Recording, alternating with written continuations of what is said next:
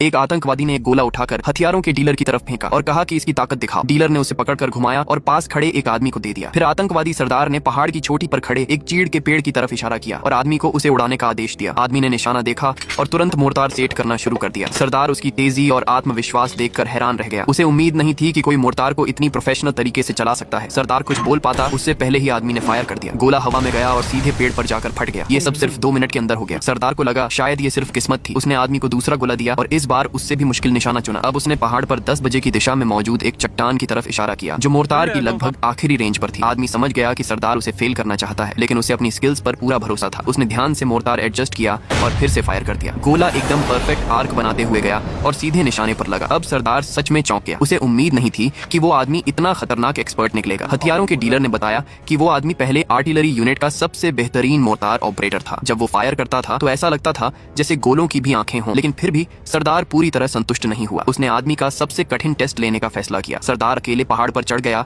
और एक चट्टान पर खड़ा हो गया। फिर उसने आदमी से कहा कि उसके पीछे बने गोल निशान के अंदर गोला दागो। उसने कहा कि अगर वो सफल हो गया तो वो उनके सारे हथियार खरीद लेगा। आदमी तुरंत मान गया। इतनी बड़ी डील का मतलब था बहुत बड़ा कमीशन, लेकिन सरदार के आदमी घबरा गए। निशाना इतना करीब था कि एक छोटी सी गलती भी उनके सरदार की जान ले सकती थी। उन्होंने तुरंत आदमी पर बंदूकें तान दी ताकि वो फायर न कर सके, लेकिन आदमी ने उन्हें नजरअंदाज किया और तेजी से मोर्टार एडजस्ट करता रहा। फिर उसने फायर कर दिया। गोला ठीक वहीं जाकर गिरा जहां सरदार खड़ा था और पूरा इलाका घने धुएं से भर गया। जब धुआं साफ हुआ तो सरदार बिल्कुल सुरक्षित खड़ा था। असल में आदमी ने असली विस्फोटक गोले की जगह स्मोक शेल इस्तेमाल किया था ताकि बिना किसी को नुकसान पहुंचाए अपनी स्किल साबित कर सके। सरदार इतना इंप्रेस हुआ कि वो तुरंत पहाड़ से नीचे भागा। उसने अमेरिकी डॉलर से भरा बैग निकाला और हथियारों के डीलर को देते हुए कहा कि वो उस आदमी को उसके साथ भेज दे, लेकिन डीलर ने मना कर दिया। तब सरदार ने पैसों का एक और बैग निकाल दिया, फिर भी डीलर नहीं माना। अब सरदार गुस्से में आ गया। उसने चेतावनी दी कि अगर आदमी उसे नहीं सौंपा गया तो उन्हें एक पैसा भी नहीं मिलेगा। उसके आदमियों ने तुरंत हथियारों के डीलर पर बंदूकें तान दी। डीलर समझ गया कि सरदार मजाक नहीं कर रहा। आखिरकार उसने पैसे लिए और उस आदमी को उनके हवाले कर दिया।